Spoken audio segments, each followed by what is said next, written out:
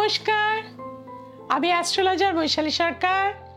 24শে ফেব্রুয়ারি থেকে 2 মার্চ আপনারা কেমন থাকবেন সেই নিয়ে কিন্তু আজকে আলোচনা করব। মেষ রাশিতে কিন্তু কোনো প্ল্যানেট নেই, দ্বিতীয়ায় কিন্তু বৃহস্পতি, মিথুন রাশির ঘরে মঙ্গল, কন্যা রাশির ঘরে কেতু, ধনু রাশির ঘরে চন্দ্র এবং রবি, বুধ এবং শনি একত্র অবস্থায় কুম্ভ রাশির ঘরে ন্যাচারাল জোডিয়াকের দ্বাদশ ভাবে শুক্র রাহুর অবস্থান। এই হচ্ছে সারা সপ্তাহের প্ল্যানেটারি পজিশন।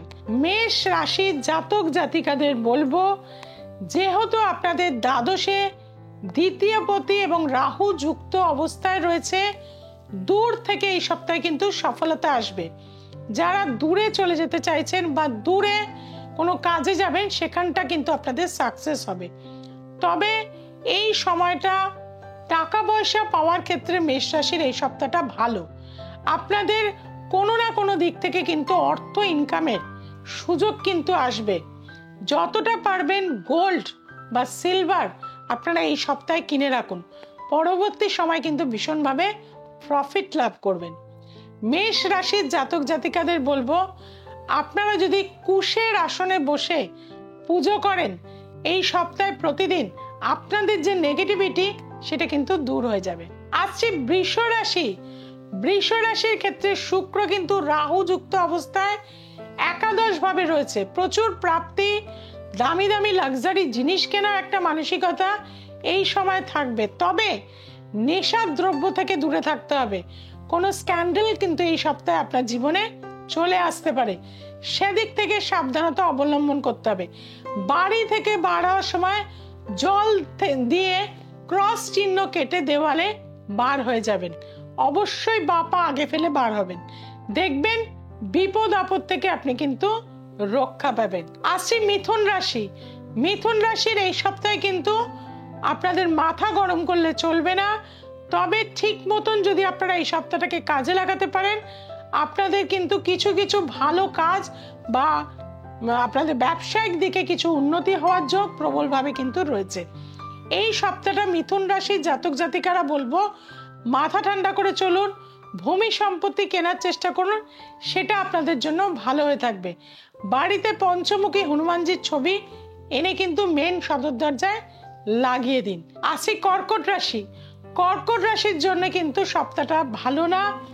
আপনার শরীর স্বাস্থ্য নিয়ে ডিস্টার্ব, হাত পা ভেঙে যেতে পারে, কোমর ভেঙে যেতে পারে, পা ভেঙে যেতে পারে, চোট আঘাত অ্যাক্সিডেন্টের যোগ রয়েছে। সপ্তাহটা ভীষণ সতর্কতায় থাকতে হবে।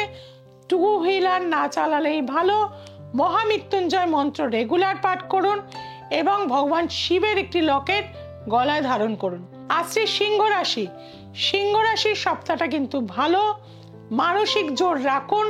যে কাজগুলো আটকে আটকে ছিল, এই সপ্তাহগুলো সেই কাজগুলো কিন্তু সম্পূর্ণ হয়ে যাবে। লিটিগেশন ঝামেলার মধ্যে যারা রয়েছেন বা কোনো রকম থানা পুলিশ হয়ে রয়েছে, একটা শর্ট আউটের কিন্তু জায়গা এই সপ্তাহে কিন্তু আসছে, সেই দিকে কিন্তু আপনারা খেয়াল রাখুন। আপনাদেরকে বলবো, আপনারা কিন্তু প্রতিদিন বাড়ি থেকে বার হওয়ার সময় ওম শব্দটি মনে মনে কিন্তু জপ করুন।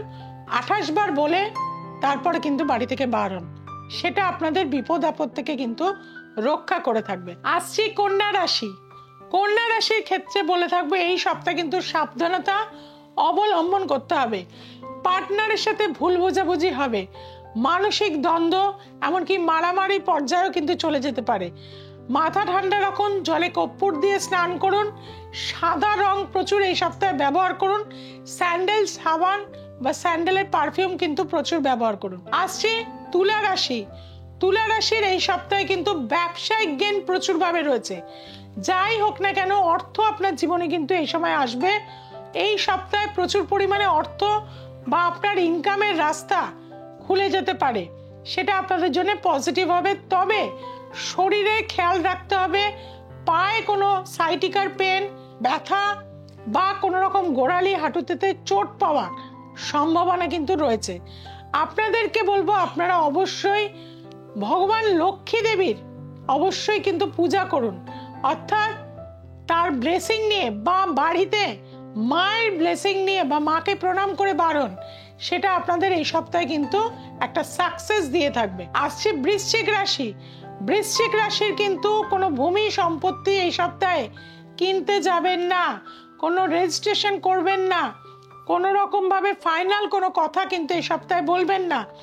আপনাদের কিছুটা সতর্কতায় থাকতে হবে। বাড়ির পরিবেশের মধ্যে কিন্তু একটা অশান্তি ঝামেলা কিন্তু আশা কানেকশন রয়েছে, সেদিকে সাবধানতা অবলম্বন করতে হবে। ফিটকিরি কিন্তু জলের মধ্যে ভিজিয়ে রেখে সেই জলটি দিয়ে আপনাকে স্নান করতে হবে প্রতিদিন। এই সপ্তাহটা করুন, অনেকটা ভালো থাকবেন। আসছি ধনু রাশি। ধনু রাশির ক্ষেত্রে এই সপ্তাহটা ভালো, কর্মে পরিবর্তন আছে। কোনো ধর্মীয় স্থানে যাত্রা করলে সেটা ভালো হবে। কোনো সৎ গুরু লাভ আপনার এই সপ্তাহে রয়েছে। না হলে বাবা মার পরামর্শ যে কোনো কাজে নিন, সেটা আপনাদের জন্য ভালো হয়ে থাকবে। আপনাদেরকে বলবো মিডল ফিঙ্গার একটা গোল্ডেনের কিন্তু গোল্ডের আংটি যদি আপনারা পরে থাকতে পারেন, সেটা আপনাদের জন্য ভালো হয়ে থাকবে। আসছি মকর রাশি।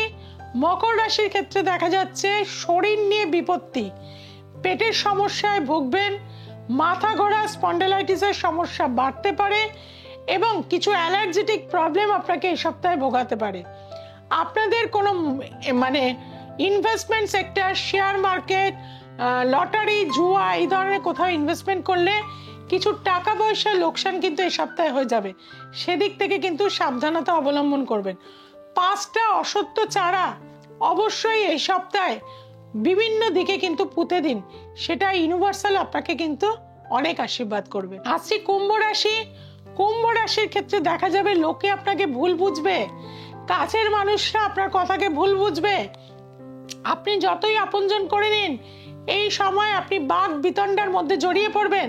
আপনি ভালো বলতে গিয়ে খারাপ হয়ে যাবে। কাজেই যতটা পারবেন লোককে অ্যাভয়েড করুন, বাড়িতে গ্যাদারিং করবেন না, মাথা ঠান্ডা রেখে চলুন এবং ফিরোজা কালারটা প্রচুর ব্যবহার করুন। একটা গ্লাসের মধ্যে বা কাচের বোতলের মধ্যে নীল জল রেখে দিয়ে আপনার বেডের পাশে কিন্তু সেটা রেখে দিন, সারাটা সপ্তাহে থাকবে। তারপর সেই জলটা কোনো গাছে বা পুকুরে দিয়ে দেবেন। আসছি মীন রাশি। মীন রাশির জন্য সপ্তাহটা কিছুটা হলেও ভালো, কারণ আপনাদের পার্সোনাল লাইফে হয়তো কিছু দ্বন্দ্ব থাকবে, আপনার রিলেশনগত জায়গাটা ডিস্টার্ব থাকবে, কিন্তু অর্থনৈতিক জায়গাটা কিন্তু বেটার হবে। কর্মের উন্নতি হওয়ার যোগ রয়েছে। কর্মসূত্রে কিন্তু আপনাকে দূরে ট্রান্সফারও কিন্তু হওয়ার যোগ এই সপ্তাহে রয়েছে, বা আপনি একটা পুরাতন কর্ম চেঞ্জ করে নতুন কর্মে কিন্তু জয়েন হতে পারেন। তবে সাইবার ক্রাইম বা এই ধরনের কোনো সমস্যা এই সপ্তাহ কিন্তু আপনার জীবনে আসতে পারে, যার জন্য কোনো কার্ড বা নেটের কিন্তু জায়গা থেকে আপনাকে কিন্তু সতর্কতা রাখতে হবে। আপনাদেরকে বলবো হলুদ বস্ত্র এবং কাঁচা হলুদ এই সপ্তাহে সারাটা সপ্তাহ খান, সেটা আপনাদের জন্য কিন্তু ভালো হয়ে থাকবে। এইভাবেই কিন্তু আপনাদের ভালো রাখতে পেরেছি। আর যারা এখনো পর্যন্ত আমার কাছে আসতে পারেননি, তাদেরকে বলবো অবশ্যই নিচে যে ফোন নাম্বার যাচ্ছে সেখানে যোগাযোগ করে নিন। সোমবার, মঙ্গলবার, শুক্রবার, রবিবার রাত্রি 9টায় দ্য এসেন্স অফ অ্যাস্ট্রোলজি দেখতে ভুলবেন না। এবং কলকাতার মধ্যে হাওড়া, বেহালা, গড়িয়াহাট, হাতিবাগান, ব্যারাকপুরে আমাকে প্রতিনিয়ত পাচ্ছেন। তাছাড়াও কৃষ্ণনগর, বহরমপুর, মালদা, শিলিগুড়ি চেম্বারে পাচ্ছেন।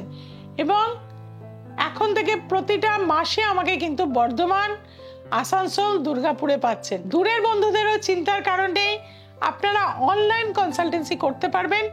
তার জন্য আপনাদের 8697339671 যোগাযোগ করতে হবে। আপনারা দ্য এসেন্স অফ অ্যাস্ট্রোলজি চ্যানেলটিকে অনেক দূর পৌঁছে দিয়েছেন, আরো যাতে আপনাদের আপনজনদের কাছে পৌঁছে যেতে পারে তার জন্য কি করতে হবে, চ্যানেলটিকে এখনই কিন্তু সাবস্ক্রাইব করে নিতে হবে।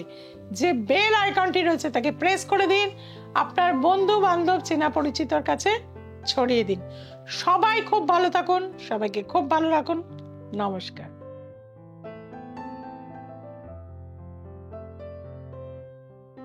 আমার নাম তপতি কর, আমি হুগলি জেলার চন্দননগর থেকে এসেছি। তো আমার মেয়ের পড়াশোনা নিয়ে ভীষণ সমস্যা ছিল। তো ভালো রেজাল্ট করতে পারছিল না, সবার থেকে নাম্বার কম হচ্ছিল, যার জন্য পড়াশোনা প্রচণ্ড ডিস্টার্ব। যার জন্য আমি দিদির কাছে খবর পেয়ে এখানে এসেছিলাম, আমার প্রতিকার নিয়েছি বা ভীষণ ভালো কাজ হয়েছে। 87% নাম্বার আমার মেয়ে পেয়েছে, আর যাদের সঙ্গে দ্বন্দ্ব ছিল তাদের থেকে সবার থেকে বেশি নাম্বার পেয়েছে। আমার মেয়ে এখন চন্দ্রনগর কলেজে ইংলিশে অনার্স নিয়ে পড়াশোনা করছে। তো আপনারাও, আপনাদের কাছেও অনুরোধ, আপনারাও আসুন, যাদের যাদের পড়াশোনা নিয়ে ছেলে মেয়েকে নিয়ে সমস্যায় ভুগছেন এখানে আসুন। আমার বিশ্বাস যে আপনারাও প্রতিকার পাবেন।